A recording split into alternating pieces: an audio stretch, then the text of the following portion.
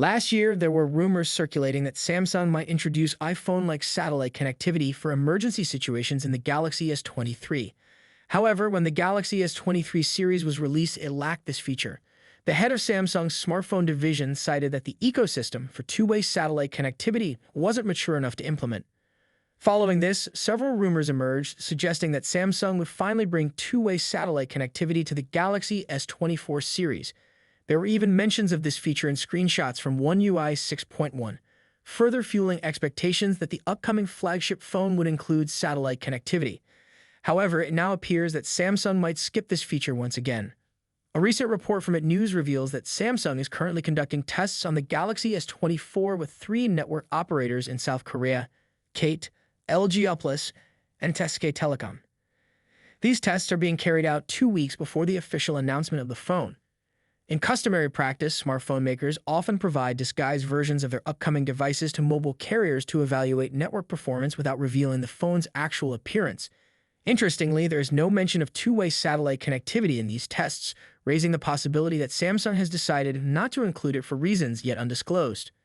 The intended purpose of two-way satellite connectivity was to facilitate communication in emergencies and situations where cellular network reception is unavailable.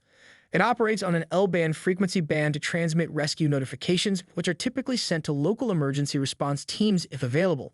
This feature initially debuted in the iPhone 14 series released last year.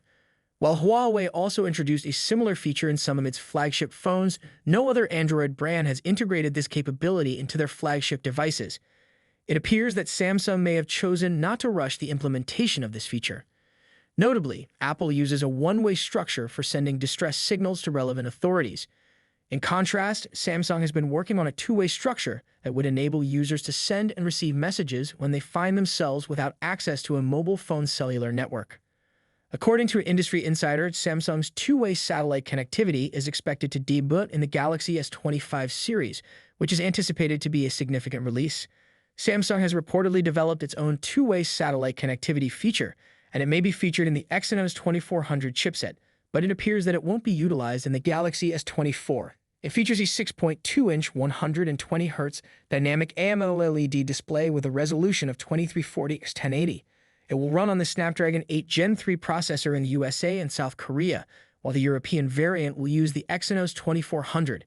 It offers 8 GB of RAM and storage options of 128 GB or 256 GB.